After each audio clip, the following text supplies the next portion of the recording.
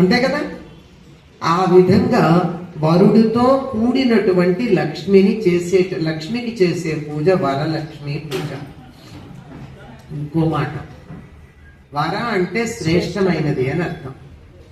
మనం శుద్ధ లక్ష్మి, మోక్షలక్ష్మి, జయలక్ష్మి, సరస్వతి అని చెప్పేటటువంటి దాంట్లో ఈ ఒక్క చోట మాత్రం వరలక్ష్మి అన్న పదం ఉంది, కానీ అష్టలక్ష్ముల్లో వరలక్ష్మి ఉందా? మరి అష్టలక్ష్ములు కాకుండా ఈ వరలక్ష్మి ఎవరు? వర అంటే శ్రేష్టమైనది, ఎన్నుకోబడినది, ఎంపిక చెయ్యబడినది, ద చోజన్ అని అర్థం. ఇక్కడ 10 వస్తువులు ఉంటే ఈ 10లో ఏది కావాలి అంటే మనం ఒకదాన్ని ఎన్నుకుంటాం. అలా ఎన్నుకున్నటువంటి దానికి వరలక్ష్మి అని. ఏదైతే ఎన్నుకోబడిందో, ఎందుకంటే అష్టలక్ష్ముల్లో మనం ఒక్కొక్కటి చూద్దాం. సంతాన లక్ష్మి ఉంది,